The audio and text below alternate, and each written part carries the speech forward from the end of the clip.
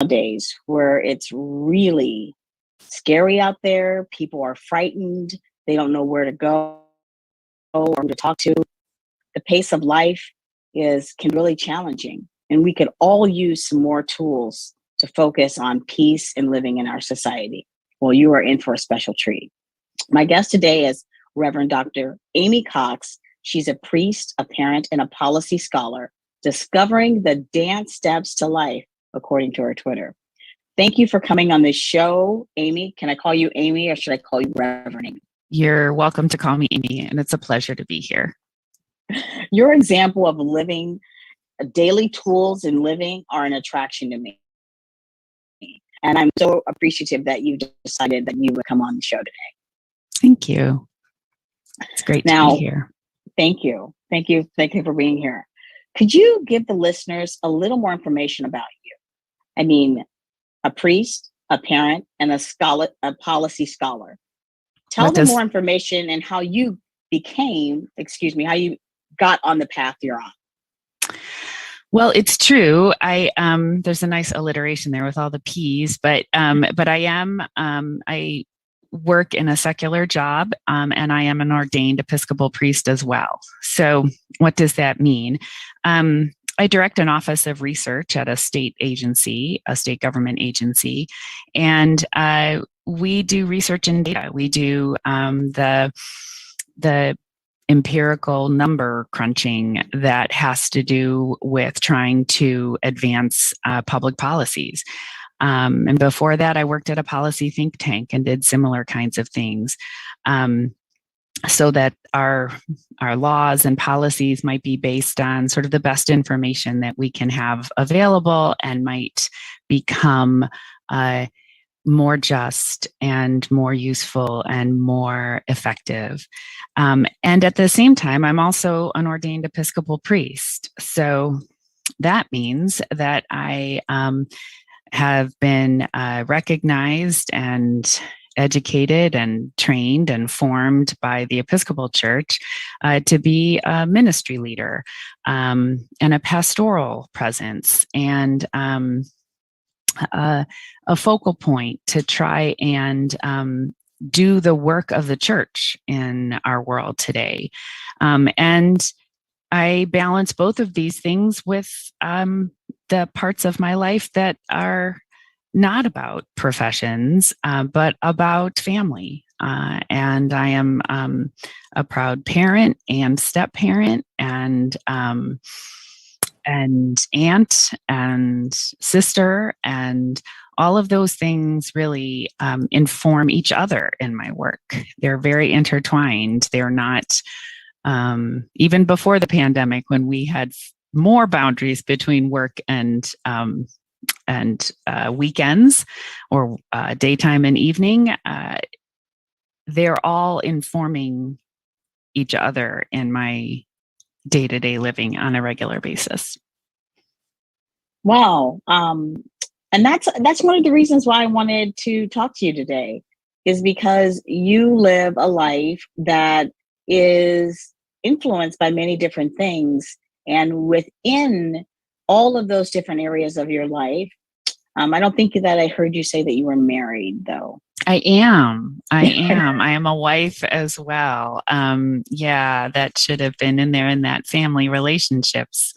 It is. And relationships are such a good example of why all of our lives are intertwined, right? Because relationships are the places where we practice all of these things. We don't live a theoretical life. We live a life in relationship with our spouse, in relationship with our children, in relationship with our friends, in relationship with our boss or our coworkers. And that is where we have some of the biggest rewards and some of the biggest challenges to try and live out our values. Mm-hmm. Thank you. And so how did you so you finished all your academic career and then you went into the priesthood. I happen to know you, so I know that this is true. This is true. And it was interesting. I was in my last almost year of graduate school. I was in graduate school getting a PhD in sociology, and that's a 6-year journey. And I was in my last year of it, and I was struggling, and I had a spiritual experience that was very otherworldly, and that said, I know you're struggling now, but don't fret in this struggle. The longer term plan is also for you to be a priest. This PhD is not the only part of your future. And I want to speak to that for a moment, because I have great appreciation and empathy for people who are atheist or agnostic, because in many ways in our sort of post-Enlightenment society, it's very easy to be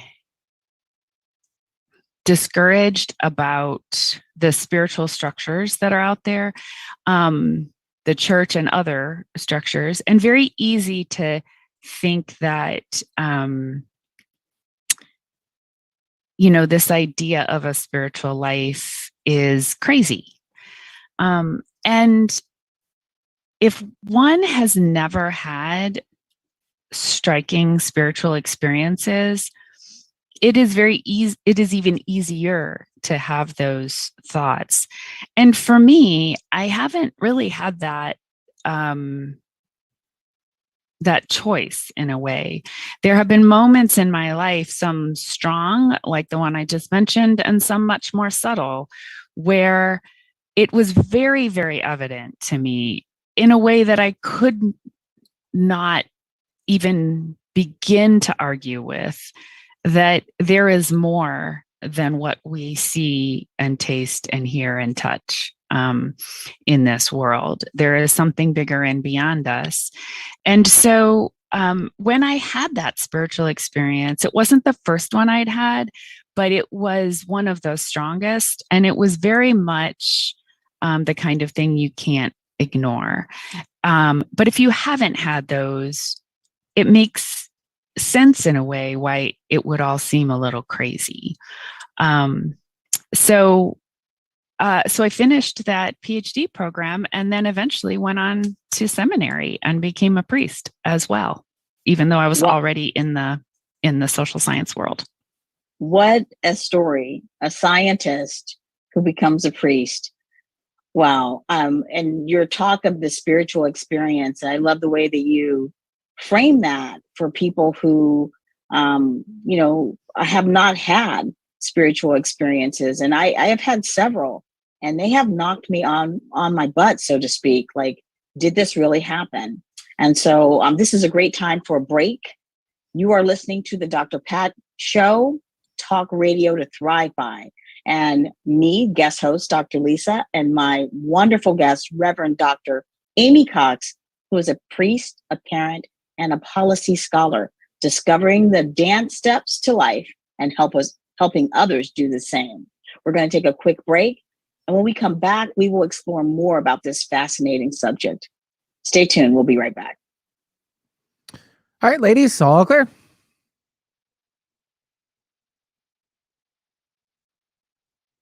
Break. Do you have to pee? No. She's crazy.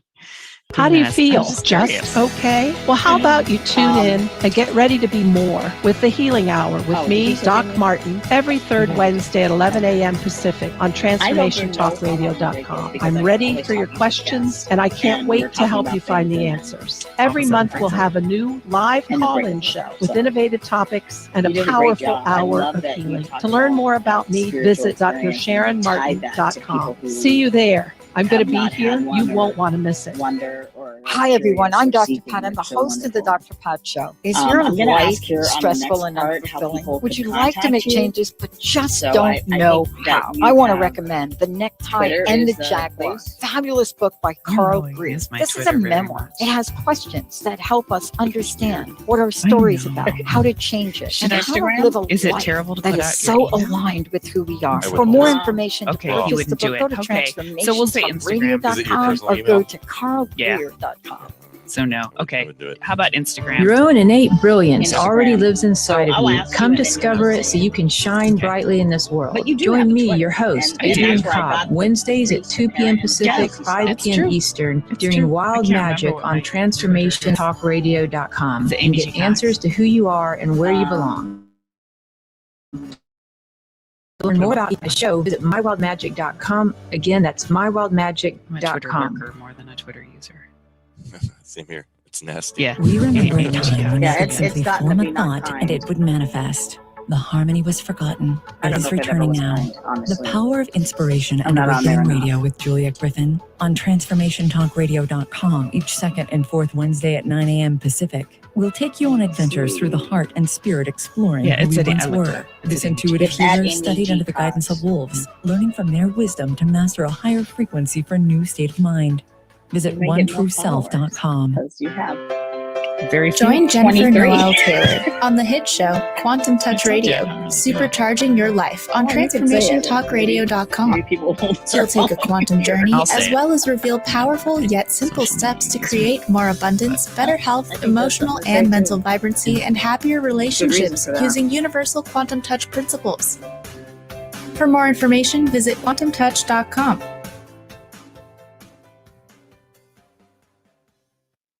I see you retweeted last year. Ready to come back in? Yep. All right, stand by.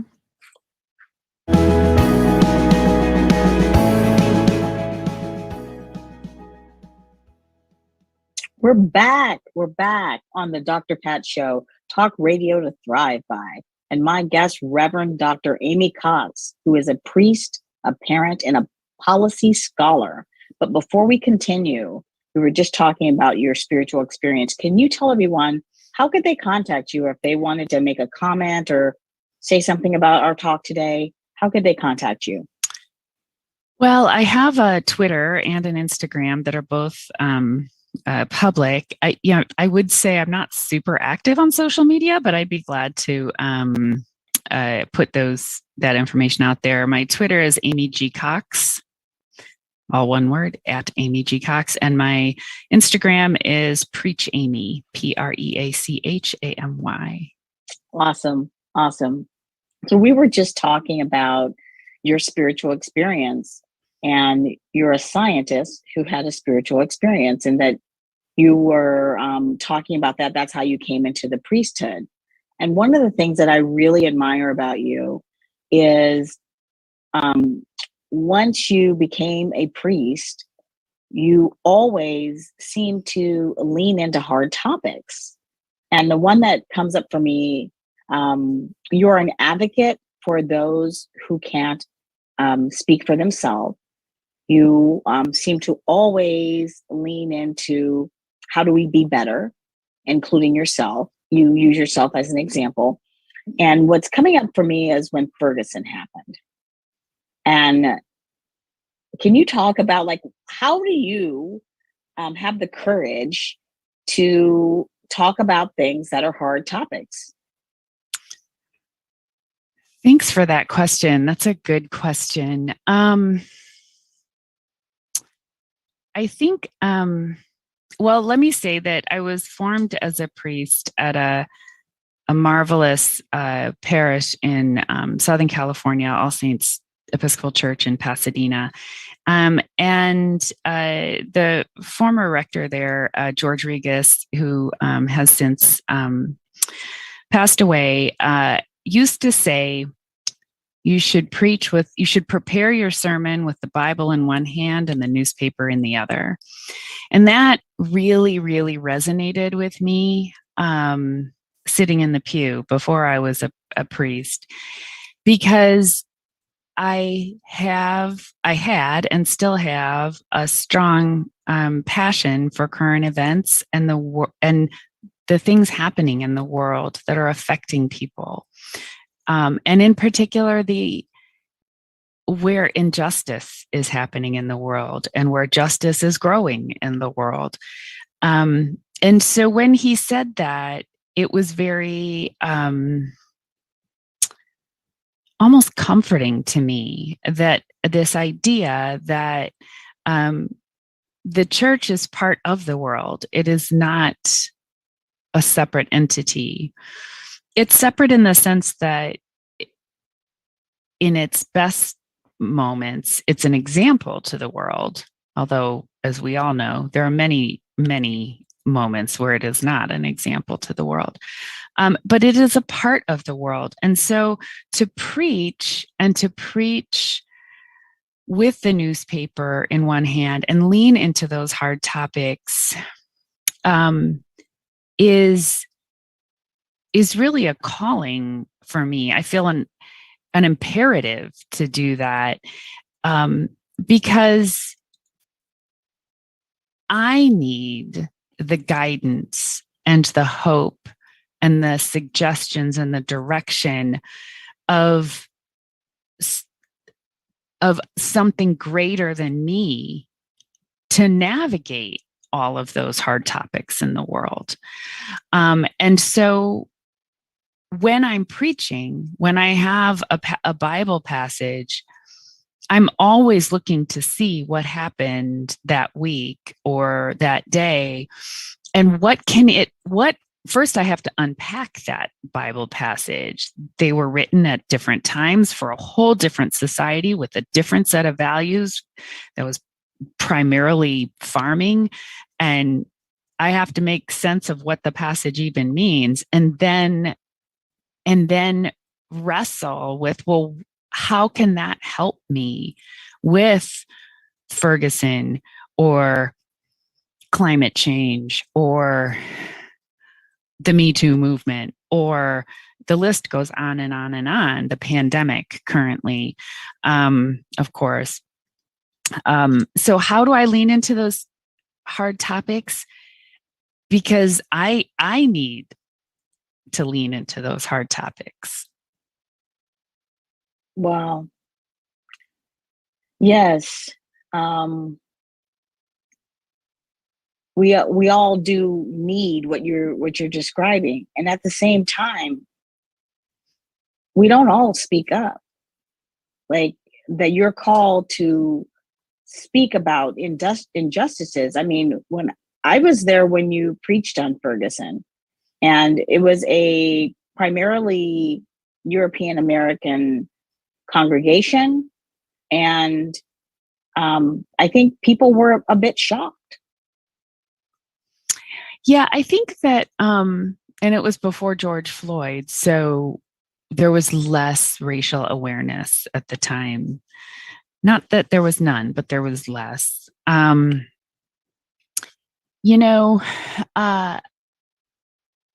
remember that sermon and someone thanking me for the courage.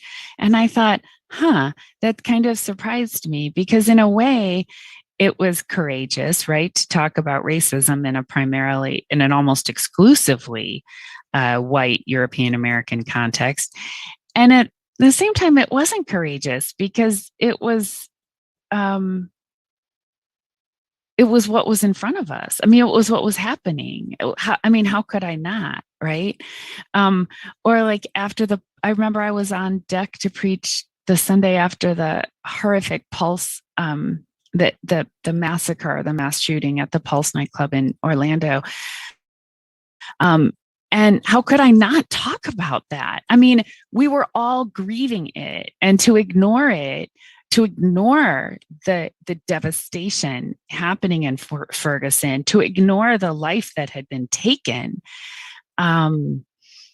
is to stick our head in the sand. And that is not that I don't want to also stick my head in the sand. Let me say that. Like, I get overwhelmed regularly by the work in front of us to do by the news regularly. And so the impulse not to look at it is an impulse I also very much appreciate. And I think we have to be judicious. We have to take care of ourselves. We have to have a community. We have to do many things in order to be able to not stay hiding from the things that are hard. Oh, thank you. Thank you for that. And so what tips would you have for someone who's listening? There's many challenges happening right now. And like I said before, when you go to talk or preach, you are very, there is never a time that you preach that I have seen or have heard that you don't talk about what we can do today. I just haven't seen it. Yeah, I really think people go to church for hope and for community and for hope and for community, for lots and lots of reasons, of course, but those are common themes. And how do we have hope if we don't have an action to take? Otherwise, it's just theoretical, right? It's like, it's seeing God as a superhero who will come and save the day or something. But that isn't my experience of how God works very often. And so much more often, my experience is that we are part of creating and co-creating the world in an ongoing fashion. And as Sister Joan Chittister said, reclaiming the Garden of Eden an inch at a time. And so having an action. So for me, I need that sermon to not only unpack what the the scripture we just read, but then also to make sense of it for our life today. And then to give me something I can do to advance that love and healing and justice in the world.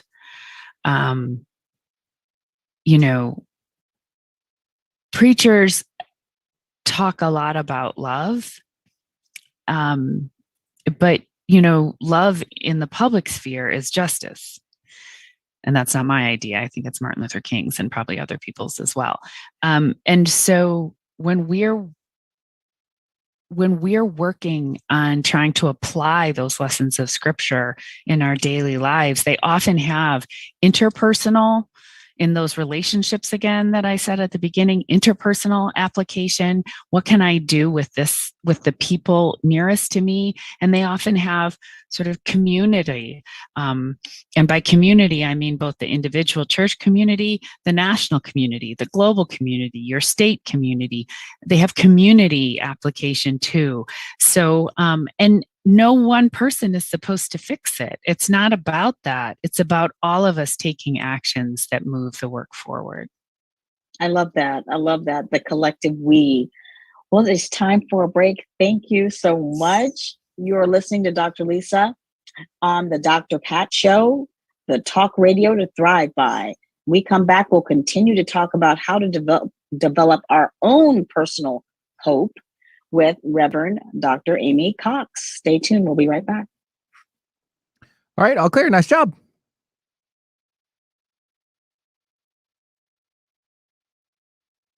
Love that. That hope, that everyone needs hope. And I'm wondering for people who are listening, and I think it's one of the things that... Did you know that when we talk about the Earth's ecosystems, the most important ecosystem has been left out? We created the ecosystem approach to recapture human potential. Find us at theecosystemapproach.org. Join us every Monday at 1 p.m. Pacific Time and 4 p.m. Eastern Time for the Ecosystem Approach Show with Jason and Patricia, on transformationtalkradio.com. There's so many times. That's why I really healing has a ripple effect. One person's healing affects everyone around them. This is where the power of sharing our stories can be so important. Tune in to Playing on the Edge Radio with Megan Edge each month on Transformation Talk Radio, as Megan provides you with ways of sustaining radical and powerful changes in your life. Enact the power of radical change. To find out more about Megan Edge, visit her website at meganedge.ca. Takeaways were just like, oh, yeah, I can do You're that. driven, and it totally shows. Your career is taking off. You're killing it in the mom game. But did your health needs make it on the plate this week? Tune into the Boss Up Babe radio show, where Carissa Adkins helps babes show up, boss up, and thrive. Every second and fourth Tuesday at 12:30 p.m. Pacific on TransformationTalkRadio.com. Become the boss babe you were meant to be.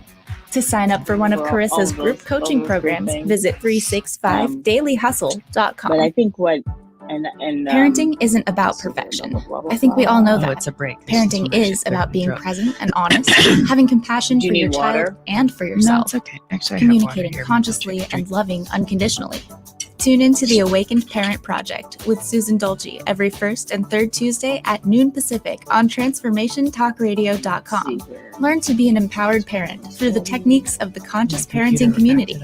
To learn more about Susan, visit SusanDolce.com. And actually, the keyboard was doing a weird. It takes courage to step into your calling and go for your dreams. Sabotage monsters can get in your way, preventing you from reaching your potential.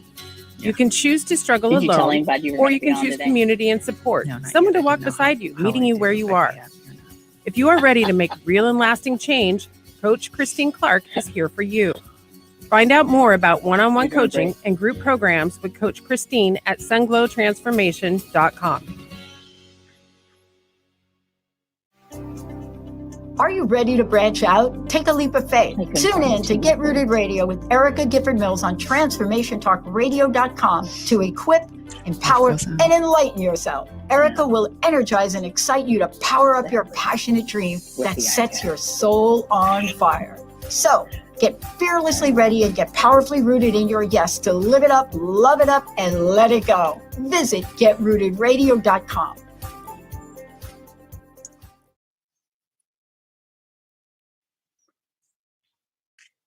All right, coming on back here. Stand by. Okay.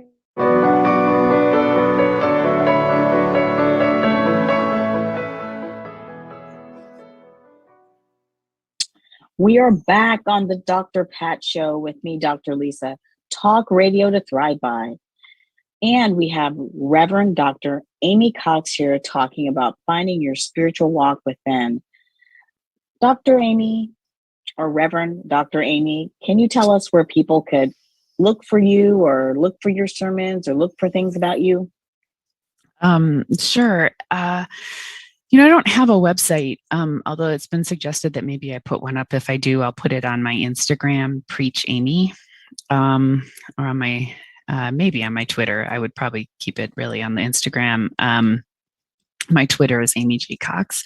So if people wanted to contact me, they could certainly do so in those places. Thank you. Thank you very much. So we were talking about hard topics, and I know that I have been witness to. I have witnessed so many things that you have brought up from preaching about different things. So we may have like the prodigal son story and all these different parables, but at the end, you always have this like to do right now. And so I'm just wondering, two questions. First, for people who are not involved in church, who are, we'll talk about them a little bit in the next session. Like, what do? They may be listening and say, well, I don't have that community. Like, what do I do? So that we'll talk about that coming up. But what are some of those nuggets that at the end of your sermon, there is always something for people to do? There's always an action step. And I heard you say, you take some kind of action. Action is hope, and we co-create in this world. So do you have any examples for our listeners to take away today? Well, I think there are A lot of them. And it's a really good question, because I think that especially in our sort of 21st century life of social media, it's very easy to, click like or share something, or, and nothing changes, right? Like maybe there's a little bit more awareness, but probably not a lot more awareness, given the way the algorithms parse people into only seeing their own community anymore, people who think like them. And so what can we do that's beyond, clicking the like button or the share button of the pithy meme? And I like a pithy meme just as much as anybody else. But after I see it and laugh, well, what do I do then? I think that something is always better than nothing. And that is an obvious thing maybe to say. In the world of math, we note that any number, no matter how small, is infinitely greater than zero. And so taking an action is the more important thing than taking the perfect action. So I would definitely recommend that listeners not spend too much time deliberating. You can always write your government representatives. This actually really matters. You can write your local representatives. You can write your state representatives. You can write your national representatives. And someone reads those letters. It's usually a staffer, but I will tell you that when they get a lot of communication around one area, they notice. And yes, politics, especially at the federal level, are very, very partisan right now, and there are great, great divides. Having speaking up in those ways, especially when multiple people do it, does make a difference. And it also makes a difference for you, because now you're not hiding your head. Now, when I'm writing a letter, I'm taking that one action that might be the thing that keeps me from despair about what's going on.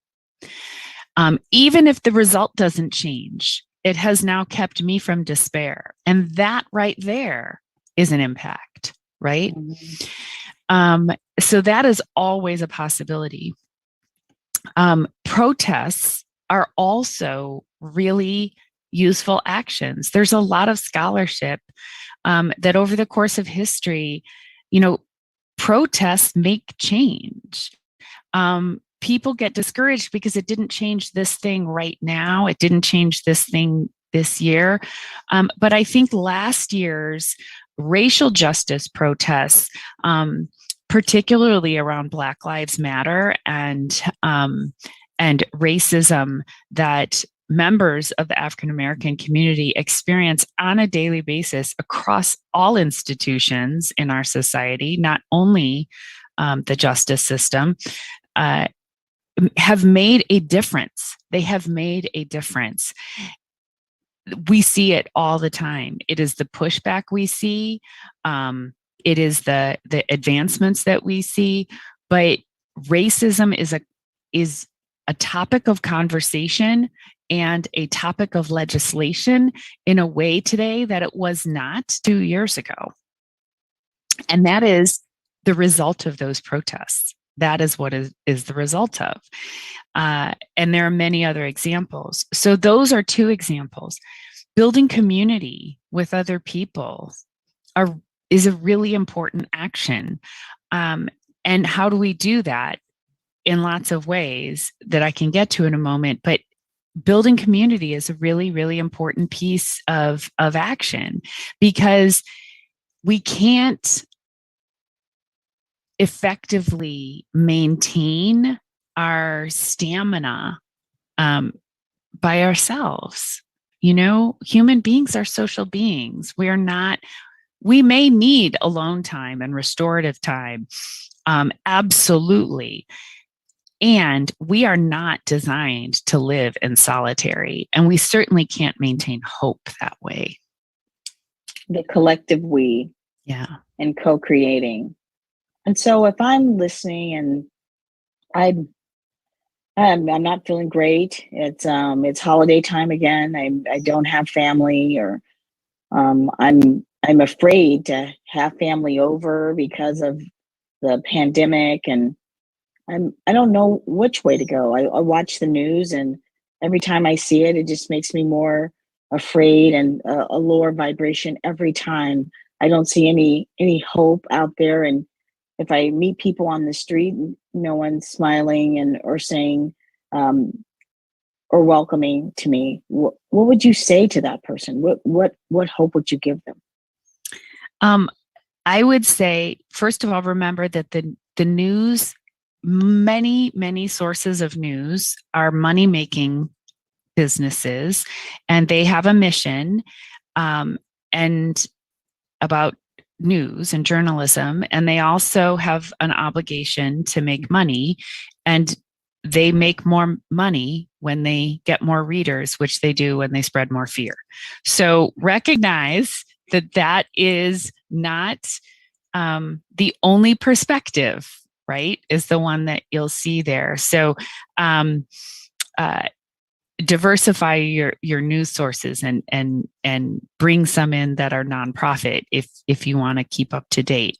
But I want to address what you said, Lisa, about the discouragement and hopelessness, especially at this time of year. We have Omicron, we have, the seemingly never ending pandemic. We have the holidays, which in a good year can just completely wreak havoc with people's hopelessness. And loneliness. These are real issues. I think the things to do that I would recommend to people who feel really disconnected and isolated and alone is to reach out to someone, anyone. It doesn't matter whom. It could be that college friend you can't remember anymore, that high school friend that hit you up on Facebook 3 months ago. It could be your neighbor. It could be, your grandchild. It doesn't matter. But reach out to someone and spread a little bit of hope yourself. Fake it. It doesn't matter. You don't have to even believe it. Spread something positive, because what that does is it helps buoy you a little bit, right? So one of my favorite tools when I go to a party and I'm feeling uncomfortable because I don't know the people, and all of a sudden, for whatever reason in that moment, I feel like that high school freshman, socially awkward again, is to go find someone and be of service. Just go find someone and be of service. And you can do that within your home, even if you can't go out because of the pandemic. You can text people, you could call people, you could write a card. Someone is sick, or their family member is sick, or someone just lost a family member. Get a card, write a card. Doesn't have to say very much. Stick a stamp on it and put it in the mail. That is the one thing that I would say more than anything, reach out. So many people are lonely and isolated right now, and they think they're the only one, and it's just not true. The other thing that I would say is to write a list with a piece of paper and a pen or a pencil, not in your head, but to write a list of 3 things that you're grateful for in that exact moment. Those are 2 concrete actions. And the last one that I would say, so reach out to other people, write 3 things you're grateful for, get outside and get in nature. It doesn't matter what that means. I know it's winter. Get outside and feel a cold icicle. Get outside, look at the sky. Get outside, put your feet on the ground, even if they're in boots. Something about being in nature shifts us.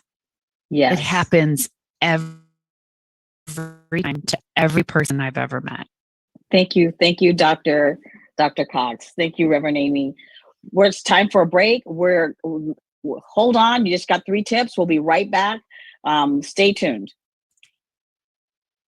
All right, all clear. We made it. Excellent. Those are excellent tips. I love those. I love Everyone all of thinks those. they're the only lonely person in the world. It's so sad. It is. Have you been It on is, life's but I love roller the way you coaster said that. trying to figure out what to do next? Then join Greta, So Lee, great. Yvonne, and the So Realm our of Beings last each segment is Friday gonna be about at building 8 a.m. community. Pacific, 11 a.m. Eastern on I love those 3 tips, transformationtalkradio.com. and actually Shake the dust off your wings and fly to the highest heights in your thoughts and actions. Express your greatness. Be a champion for yourself, and we'll see you there on Shifting Impressions Conversations with the Realm of Beings. And you only talk about positive things for like 20 minutes. Just not COVID positive. Have you been No, not on that kind life's of roller positive. coaster Isn't trying it to ironic figure how out in the what to medical do community next? positive Then means join negative? Greta, Lee, Isn't that Yvonne, and the hilarious? Realm Like, of you Beings each tested Friday negative. at 8 a.m. Yay! Pacific, 11 a.m. Eastern on transformationtalkradio.com. It's so strange. Shake the dust off your wings and fly to the highest heights in your thoughts and actions. Express your greatness. Be a champion for yourself, and we'll see you there on Shifting Impressions Conversations with the Realm of Beings. Yeah. You'll have to come on my show. Day-to-day living can be difficult in our world today. Most of us don't know how to live a peaceful, joy-filled existence. Learn how to break through these barriers and live a transformative life on Love and Light with me, Dr. Lisa. Every day living in peace. Every second and fourth Wednesday at 1 p.m. Pacific, 4 p.m. Eastern on transformationtalkradio.com. To work with Dr. Lisa, visit educationthroughengagement.com. People need to hear it. I mean, where are they going to hear Guess what? You don't need to wait until the new year to set new goals for yourself. Hi, I'm Joan Marlowe, the host of Awareness to Action, Zoom and I'm taking this concept to a whole new level. I've developed a program to take your awareness to action in 90 days. Let me introduce you to your Day 1. Day 1 can start any day you choose, so why not now? We'll use powerful brainstorming, mastermind, visioning, and goal-setting techniques to open your awareness of what you really want in your life and take action with intention to get there. Choose to work with me one-on-one or in a small group. Let's connect, lift each other up, and hold each other accountable. I'm offering a free consult to design your program. Visit my site, peacefullyhealing.com, to connect with me, and let's find out when your Day 1 will begin. It's building community. Are you ready to get big and live your life out loud? Tune in to Get Big Out Loud Radio, exploring life through the lens of curiosity and compassion. With me, Carrie Knudsen, joining Dr. Pat live every second Monday at 10 a.m. Pacific on transformationtalkradio.com. I will offer ideas to transform what you are thinking into conscious action. If you want to get big and live your life out loud, visit me at KnudsenSpeaks.com. All right, ready to come back in? Mm-hmm. Yep. All right, and we have to be off the air at 59, so I'll give those cues like I've been doing, okay? Okay. Cool. Stand by.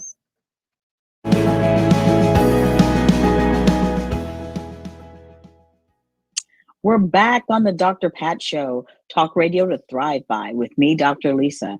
And I have my very special guest, Reverend Dr. Amy Cox, who is a priest, a parent, and a policy scholar, discovering the dance steps to life and helping others do the same. Dr. Cox, you've already told us we can find you on Instagram as well as Twitter.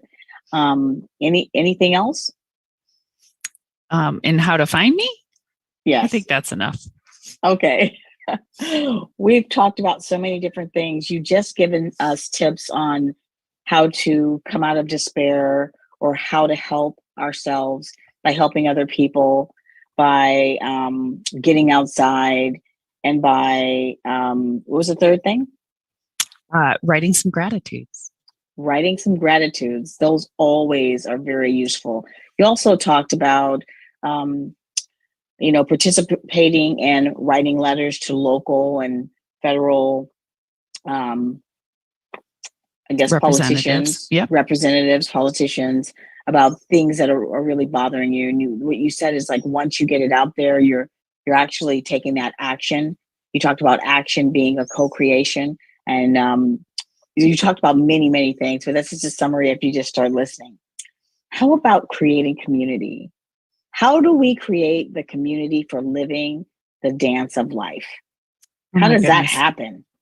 It is such a good question, because we live in a world where we are both more connected than we have ever been before because of the internet, and less connected than we have ever been before because of the internet. And then, of course, now layered on top of it is just this crazy time we're living in with the pandemic, where we see little squares of people on Zoom all the time, but we don't see them in person. And there's just something very two-dimensional about that. And the disconnection that I think so many people feel today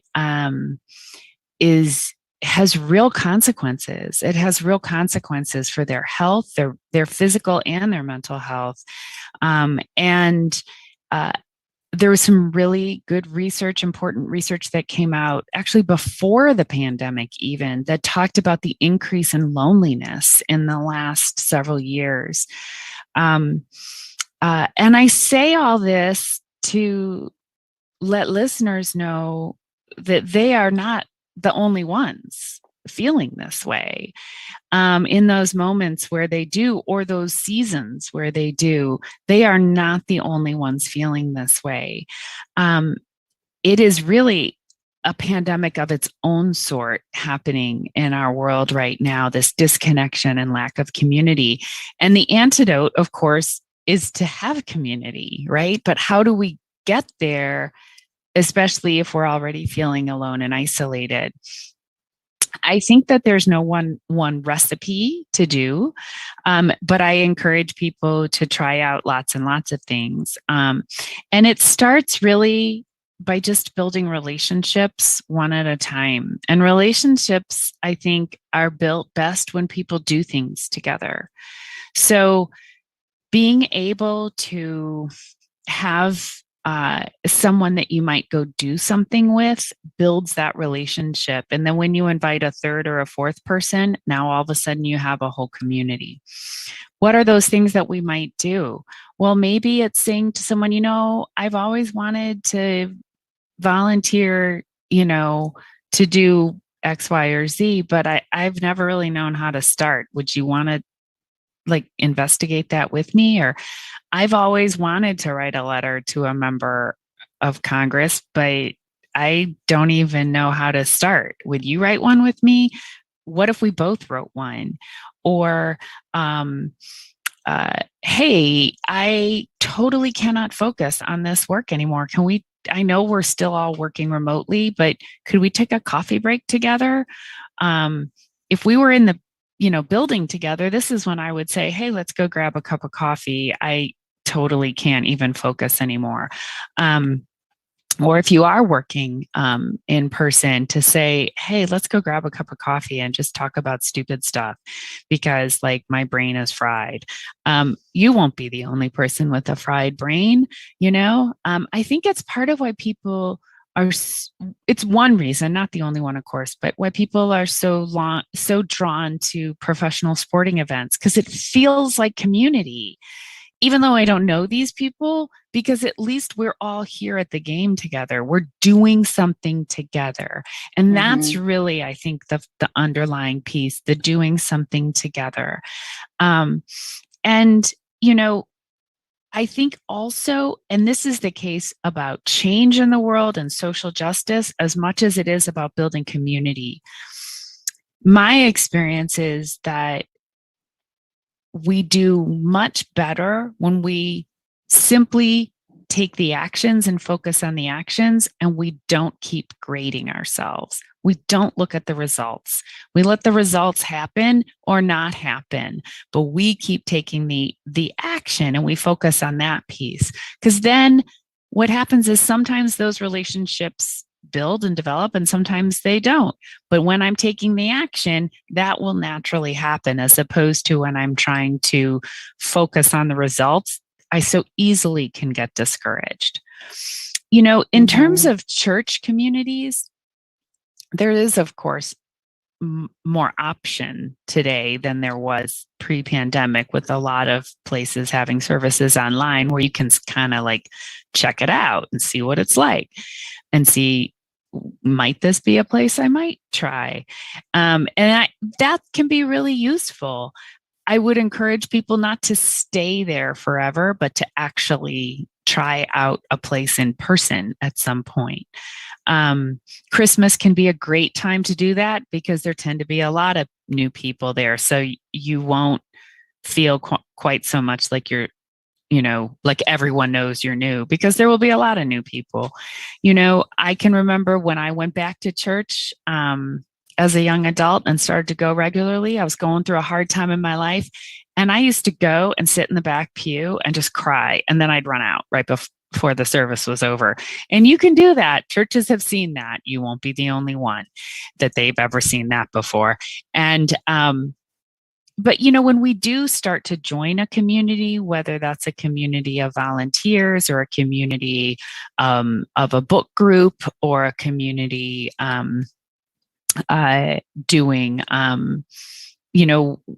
our office work or our for salary or for wages work, how we can build community in any place we're in. And we do it by building relationships bit by bit and taking a risk and, having,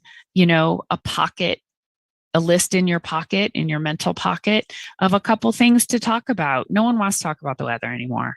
Like we all talk about the weather. Don't talk about the weather. Like nobody, it's like kind of like just doesn't go very far. So, people can talk about, the crazy thing their cat did. People can talk about the crazy thing in the news. People can talk about, thinking maybe I'm going to try a new habit. Do you know how to crochet? I kind of always wanted to learn how to crochet. Who do we know how to crochet?